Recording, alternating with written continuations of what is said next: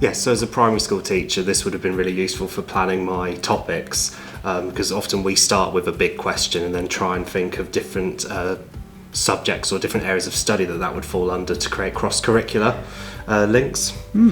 So would have saved me a lot of time. Well, maybe you can give me an example of one of the questions that you would start your...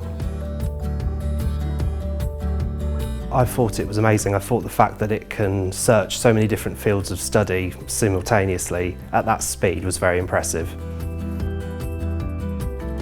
Thinking from a teacher perspective, to have this kind of search engine that could take a question for me and then narrow down the answers into different areas of study would have enabled me to create topics for my class a lot faster than using traditional search engines.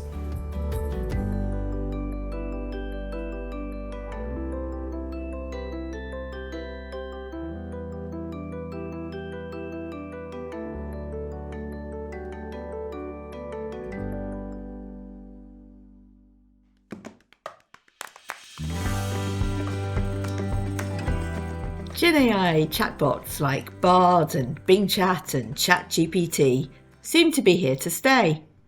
And for many of us, they're available on our phones and laptops. It's led to calls to educators to help young people with how they can get the benefits of this new technology without paying a cost in terms of their well-being and potential to flourish. So if you're looking for ideas and ways to get young people started safely with how to chatbot, then here are some suggestions.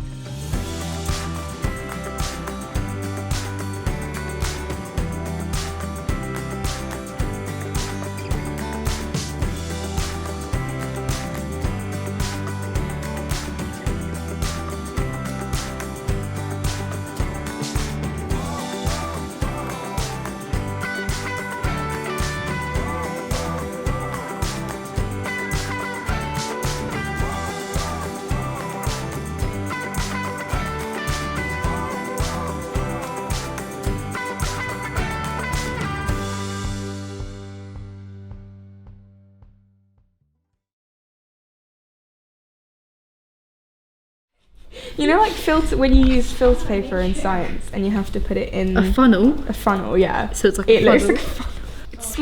It's a bit smaller than a pen. I'm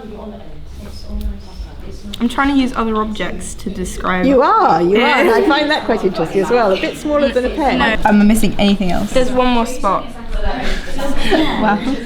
Not there. There. You're the AI up in space. You're Earth. What have you got for me so far? This is what Earth. This is Earth. What has Earth understood from the remote telescope so far? Well, I understand that it's a long sort of object, and it's like it's really thin as well, and it's got some intricate details, and I believe it's some sort of material. So obviously I'm not the greatest artist, so yeah, that's all right. You've done well.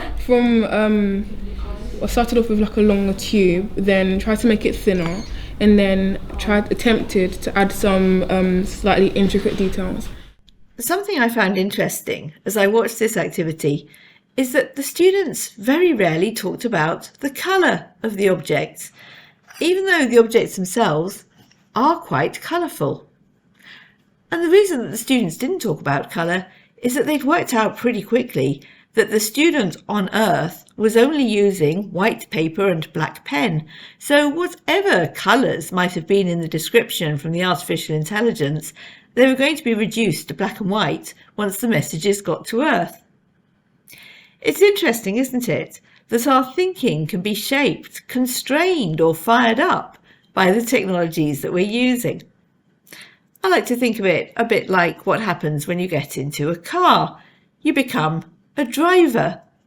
Or if you get onto a bike, you're a cyclist. Or if you're walking, you're a pedestrian. In other words, your thinking is shaped by the technology that you're using, in that case, to get around. It goes to show, doesn't it, that it's going to be super important for us to help our young people to think creatively, critically, and to have curiosity about the impact that these new technologies can have on our thinking and how we approach the world.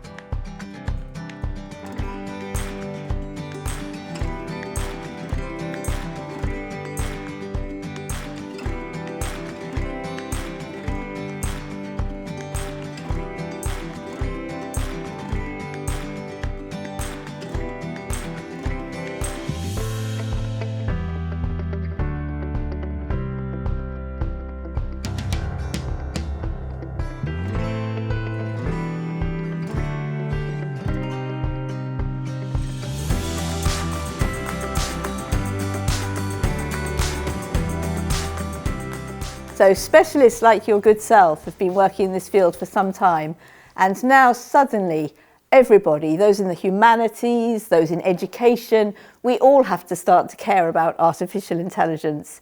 Have you got any advice for that wider university as it starts to cut to grips with what this is going to be like?